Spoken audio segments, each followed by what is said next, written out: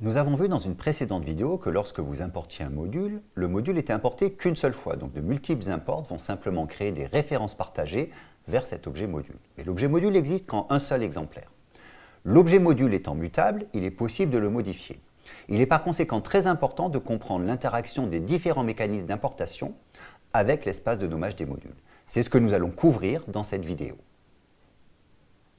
Commençons par créer un fichier spam.py qui va uniquement contenir x égale 1. Et je vais créer un deuxième fichier egg.py qui contient uniquement import spam et x égale 2.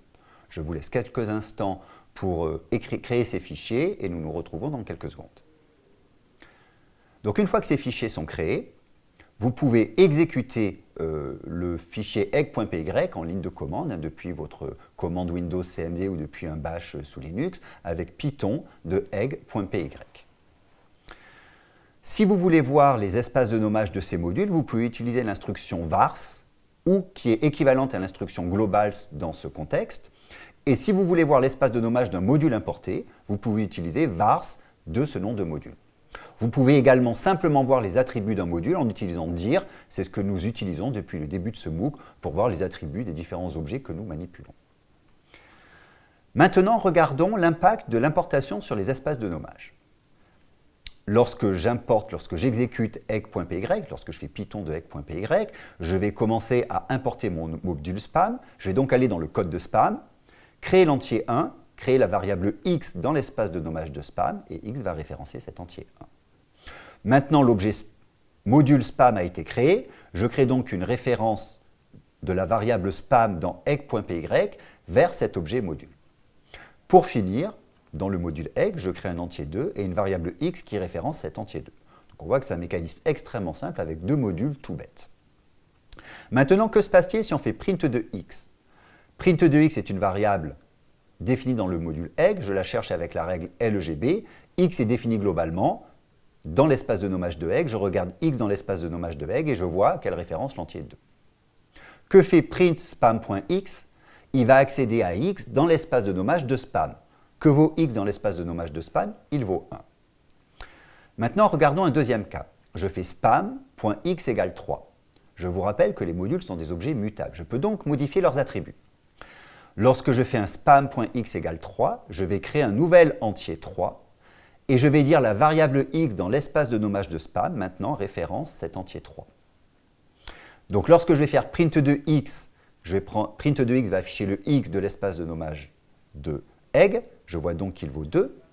Spam.x va m'afficher le x de l'espace de nommage de spam, je vais donc voir 3. On remarque bien que dès que j'accède à un attribut dans un autre module, j'ai la notation explicite nom du module, point, nom de l'attribut. Maintenant, si je fais spam.y égale 4, comme mon objet spam est mutable, je vais créer un entier 4 et une nouvelle variable y dans l'espace de nommage de spam. Et maintenant, y va référencer cet entier 4.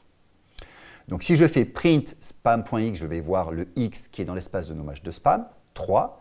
Et si je fais print spam de y, je vais voir le y qui est dans l'espace de nommage de spam, 4. Nous allons voir maintenant une autre manière d'importer. Mais avant de présenter cette manière, il faut bien comprendre l'importance de ce import spam. Lorsque vous faites import spam, vous avez une parfaite isolation des espaces de nommage. Le seul moyen d'accéder à un attribut dans l'espace de nommage de spam, c'est d'utiliser la notation explicite spam, point, cet attribut.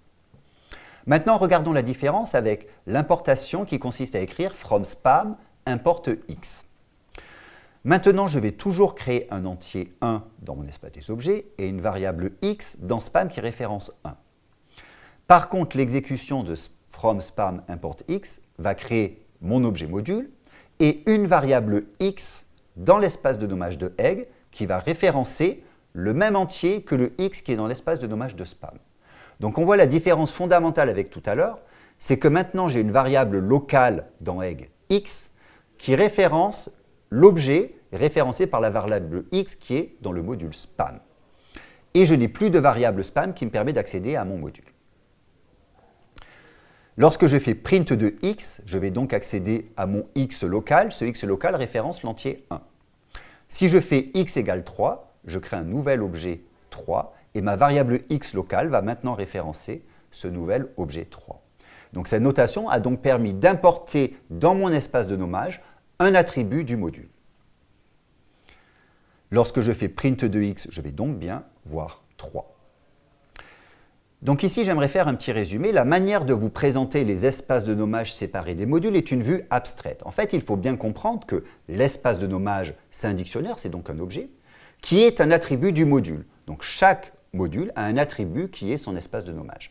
Je l'ai représenté de manière séparée pour pouvoir isoler plus facilement le mécanisme de référencement. Mais gardez bien en tête que les espaces de nommage sont des attributs des modules. Maintenant, regardons la différence entre faire un import de spam et faire un from spam import x. Enfin, résumons ces différences de comportement. Lorsque vous faites import de spam, vous avez une isolation parfaite des espaces de nommage. Vous pouvez accéder à tous les attributs de spam, mais avec la notation explicite spam.l'attribut. Donc vous n'avez absolument aucun risque d'erreur. Lorsque vous faites un from spam import x, vous allez importer dans votre espace de nommage un nom x qui va référencer un objet qui est défini dans le module spam. Vous avez donc un risque de collision puisque x va importer une variable dans votre espace de nommage. Si vous avez déjà la variable x définie dans votre espace de nommage, vous allez donc avoir une collision de variables.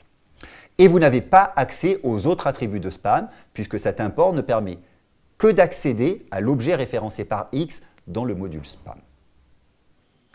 Nous avons donc vu que nous avons deux mécanismes d'importation des modules. Import module, qui va importer le module avec une parfaite isolation des espaces de nommage, donc c'est totalement sûr, et from module import attribut, qui va importer uniquement l'attribut dans notre espace de nommage local, avec un risque de collision. Le principal intérêt d'utiliser la notation from module import attribut est juste d'avoir une notation un petit peu plus courte pour éviter d'avoir en permanence à manipuler spam, point, par exemple, x. En pratique, c'est quelque chose d'utile, mais on ne l'utilise que lorsqu'on utilise systématiquement une fonction définie dans un autre module. D'une manière générale, il est préférable d'utiliser simplement la notation import le module. Je tiens également à vous faire remarquer que lorsque vous faites from module import spam, vous n'avez pas de référence vers l'objet module. Donc vous pourriez croire que cet import va vous coûter moins de mémoire. En fait, ça ne change absolument rien puisque l'objet module va quand même être créé et va quand même être maintenu en mémoire tant que votre programme est en cours d'exécution. Donc ces deux méthodes d'importation n'ont aucun impact ou n'ont aucune différence en termes d'occupation mémoire. À bientôt!